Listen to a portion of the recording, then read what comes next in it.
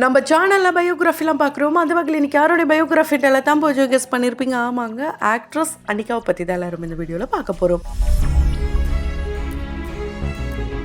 இவங்கள பற்றி பார்க்குறதுக்கு முன்னாடி இது வரைக்கும் யாரெல்லாம் நம்ம சினி சமூகம் சேனலை சப்ஸ்கிரைப் பண்ணலையோ அவங்க எல்லாரும் மறக்காமல் சப்ஸ்கிரைப் பண்ணிட்டு பக்கத்தில் இருக்க பெல் ஐக்கனையும் மறக்காமல் ப்ரெஸ் பண்ணிடுங்க. அனிகா சுந்தரன் இவங்களை நம்ம சைல்டு ஆர்டிஸ்டாகவே பார்த்துட்டு வரணும்னு சொல்லலாம். இவங்களை தெரியாதவங்க யாருமே இருக்க முடியாது. இவங்களை அஜித்தோடைய ரீல் மகள் சொன்னால் ரொம்ப நல்லாவே தெரியும். ஏன்னா அந்த அளவுக்கு என்னை அறிந்தால் படம் மூலயமா ரொம்ப ரொம்ப ஃபேமஸ் ஆயிட்டாங்க. அண்ட் இவங்க ரெண்டு பேருடைய ஆன் ஸ்க்ரீனை பார்க்கும் போது ரியலாகவே அப்பா மகன் இருந்தால் எப்படி இருக்குமோ அந்த மாதிரி தான் ரெண்டு பேருமே ஆக்ட் பண்ணி இருந்திருப்பாங்க. ஒரு பக்கம் என்னை அறிந்தால் அடுத்து அப்படியே பார்த்தீங்கன்னா விஸ்வாசம் படத்தில் நயன்தாரா அவர்கள் கூடயும் சேர்ந்து மகள் கேரக்டர் பண்ணியிருப்பாங்க. இப்படி அம்மா மகள் பொண்ணு இந்த மாதிரி ரோலில் நடிச்சுட்டே இருக்கும் போது சடனாக ஒரு படத்தில் இவங்க ஹீரோயினாக கமிட் ஆனது மட்டும் இல்லாமல் இப்போ அந்த படத்தோடைய ப்ரொமோஷனுக்கு போகும்போது அப்படியே குட்டி நயன்தாரா மாதிரி இருக்காங்கப்பான்னு சொல்கிற வகையில் தான் அவங்களுடைய அந்த காஸ்டியூமாக இருக்கட்டும், லுக்காக இருக்கட்டும், அந்த பேசுகிற விதமாக இருக்கட்டும் எல்லாத்தையுமே ஃபாலோ பண்ணி இருந்திருக்காங்க. அதை பார்த்துட்டு நிறைய பேர், குறிப்பாக நயன்தாராவுடைய ஃபன்ஸ், நீலாம் எனக்குமே குட்டி நயன்தாராவா ஆகவே முடியாது அப்படின்னு சொன்னாலும்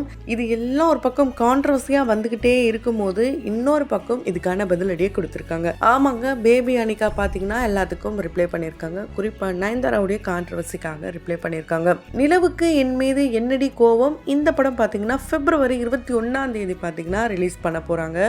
இந்த படத்துக்கான ப்ரொமோஷன்ஸ் ஒரு பக்கம் செம்மையாக போயிட்டு இருக்குன்னே சொல்லலாம். இந்த படத்தில் குறிப்பாக எதிர்பாராத ஒருத்தவங்களை எதிர்பார்க்க வச்சிருக்காங்கன்னே சொல்லலாம். அது யாருன்னு பார்த்தீங்கன்னா தனுஷ் அவர்கள் தான் இந்த படத்தை டைரக்ட் பண்ணியிருக்காரு.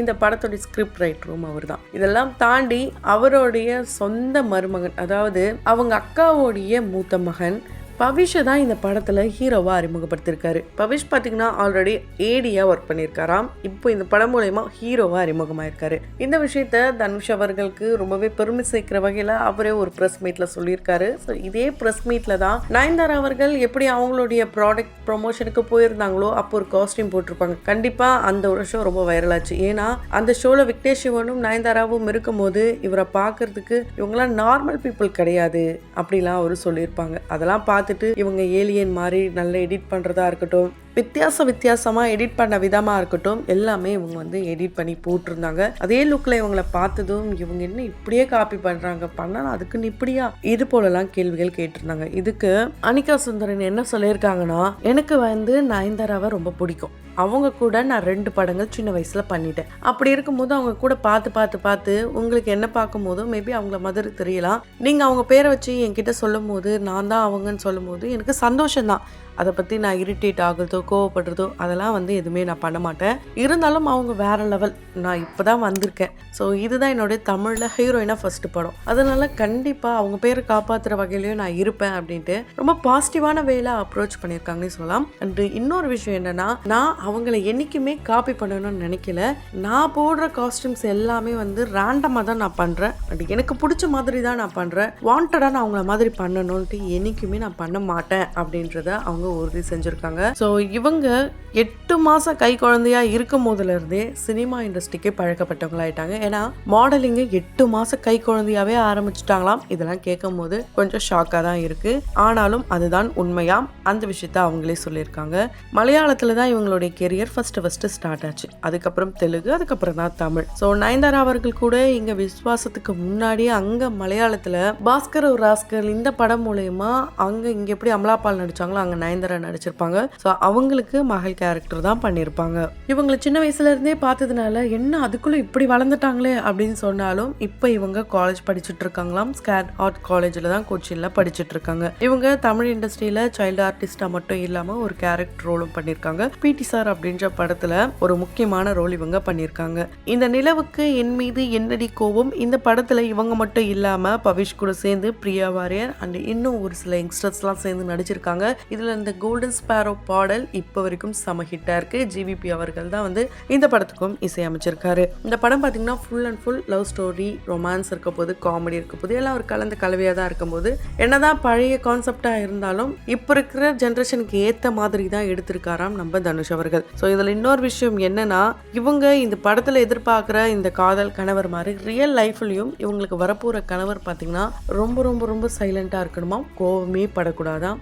அண்ட் இவங்களுக்கு ரொம்ப ரொம்பவே பிடிச்ச ஒரு ஹீரோ அண்ட் க்ரஷ் அப்படின்னா விஜய் தேவர்கொண்டா. அவரை தான் இவங்க நிறைய இன்டர்வியூல சொல்லியிருக்காங்க. அண்ட் அதை பார்த்துட்டு நிறைய பேர் உங்களை தான் ராஷ்மிகா மந்தனா தேடிட்டு இருக்காங்க, இது போலலாம் நல்ல ஃபன்னியான கமெண்ட்ஸ்லாம் சொல்லிட்டு வராங்க. இவங்க குயின் அப்படின்ற வெப் சீரிஸும் பண்ணியிருக்காங்க, அண்ட் மா அப்படின்ற ஷார்ட் ஃபிலிம். இதெல்லாம் ஒரு முக்கியமாக இவங்களுக்கு பேர் எடுத்து கொடுத்த ஒரு சீரீஸ்னே சொல்லலாம். அண்ட் ஆல்பம் பார்த்தீங்கன்னா ஓ மை டார்லிங் அப்படின்ற படத்தில் ரொம்பவே ரொமான்ஸ் அள்ளி கொட்டியிருப்பாங்க. அதுவும் மலையாள ஃபிலிம் தான். கண்டிப்பாக அந்த படத்தை நிறைய பேர் பார்த்துருப்பீங்க. அது மூலிமா நிறைய கான்ட்ரவர்சிலும் சிக்கினாங்க. என்ன இப்படி வந்து ரொமான்ஸை புரிஞ்சு தள்ளியிருக்காங்க அப்படின்னு சொல்லியிருக்காங்க. அண்ட் இவங்க சமீபத்தில் மும்பைக்கு போயிருந்தாங்களாம். அங்கே ஒரு பிராண்டட் ஷூவாக ரொம்ப ரொம்ப ஹை ஹீல்ஸாம். அதை பார்த்துட்டு இது எவ்வளோ ரேட்டுன்னு கேட்டால் 1 லேக்காங்க. ரொம்பவே ஷாக் ஆகிட்டாங்களாம். இவ்வளோ ரேட் இருக்கும் தெரியும், ஆனால் இந்த ரேட்லாம் கொடுத்து யார் வாங்குறாங்கன்னு தெரியல.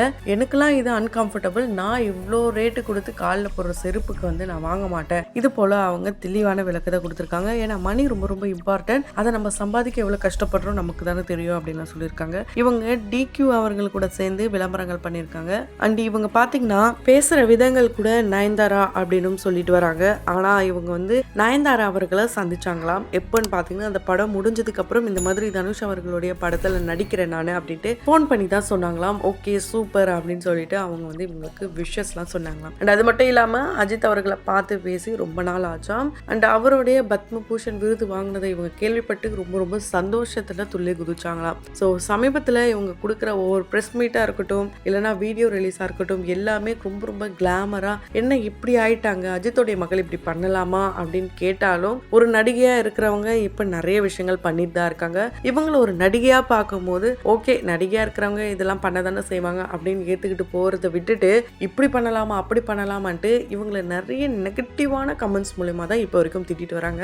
ஸோ அவங்க நடிக்கணும், அவங்க பெரியாளாக வரணும்ட்டு சில விஷயங்கள் அவங்க பண்ணிட்டு வராங்க. அது ப்ரொஃபஷ்னலாகவும் சில விஷயங்கள் பண்ணுறதுனால அது வெளியே வரும்போது பார்க்குறவங்களுக்கு என்ன இப்படி அப்படின்ற கொஸ்டின் மார்க் இருந்தாலும் அது அவங்களுடைய விருப்பம். யாரும் அவங்கள தவறாக பேசாமல் இருக்கிறது ரொம்ப ரொம்ப நல்ல விஷயம் தான். ஸோ பேபி அனிகாவாக இருக்கும்போது உங்களுக்கு எந்த அளவுக்கு ரொம்ப பிடிச்சது அண்ட் இப்போ ஆக்ட்ரஸ் அனிகாவாக மாறி இருக்காங்க, இவங்களை பற்றின உங்களுடைய கருத்துக்கள் என்னன்றதை கமெண்ட் பாக்ஸில் மறக்காமல் கமெண்ட் பண்ணுங்கள். தொடர்ந்து பயோகிராஃபிலாம் பார்த்து என்ஜாய் பண்ணோம்னு நினச்சிங்கன்னா உடனே நம்ம சினி சமூகம் சேனலை சப்ஸ்கிரைப் பண்ணிவிட்டு பக்கத்தில் இருக்க பெல் ஐக்கனையும் மறக்காமல் ப்ரெஸ் பண்ணிவிடுங்க.